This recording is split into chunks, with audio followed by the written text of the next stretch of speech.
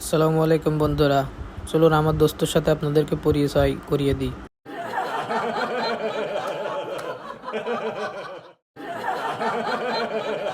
দোস্ত, এই যে দোস্তর আম্মু, এটা এখানে দেখছি একটা স্যালো দিয়ে জমিতে সেচ দিচ্ছে। এই যে স্যালো কচুর ভিতে সেচ দিচ্ছে,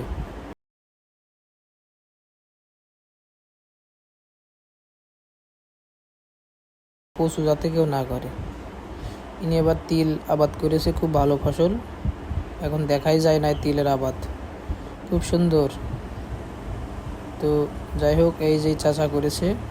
এবার আমরা ধান কাটা দেখব, আপনারা মনোযোগ সহকারে দেখতে থাকুন।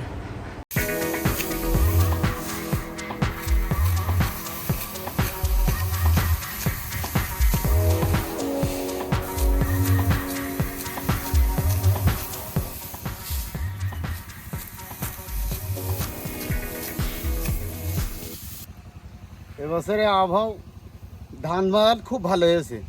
আবহাওয়া ভালো থাকলে চাষি ভালো হবে ইনশাআল্লাহ।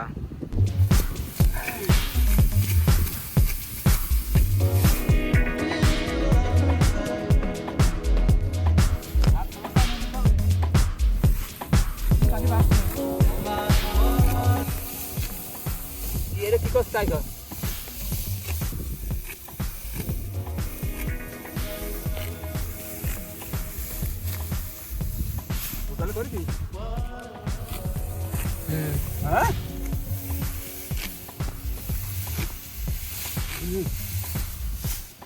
সালামু আলাইকুম ভাই, ধান কেমন হয়েছে বছর? আলহামদুলিল্লাহ, খুব ভালো হয়েছে। কতটুকু করেছেন এবার ধান? আমার 32 কাটা আছে। যাক, মাশাআল্লাহ মাশাআল্লাহ। বাসমতি ধান। ধান তো অনেক সুন্দর হয়েছে, তুলনা নেই। আল্লাহ দিয়েছে, আল্লাহ সুতরাং গাই দিবা ইনশাআল্লাহ। আমরা এখন গুটি গুটি পায়ে হেঁটে যাচ্ছি ভাইপুর কাছে, দেখি ভাইপুর কি বলে। সালাম সালাম।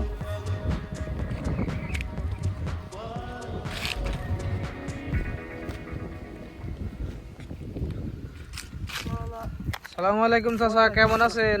হ্যাঁ, আল্লাহ রে বাবা। ধান কাটছেন নাকি? আমি ধান কাটছি। কতটুকু করেছেন এবার? এবার আড়াই বিঘা করেছি। মাশাআল্লাহ। ধান কি কাটা শুরু করেছেন? হ্যাঁ, আজকে তো শুরু করলাম। কি ধান করেছেন? আমি বাসমতি করেছি আর রডনি। ফলন কেমন হয়েছে? এবার মনে হয় আল্লাহ দিলি, তা আমার মনে হয় আমি ওই পাটো খোলার জন্য কাটিলাম, তাতে করে 22 মন পড়তেছে। বাহ বাহ বাহ, হেভি, বিশাল ব্যাপার। না, আল্লাহ ভালো দিল।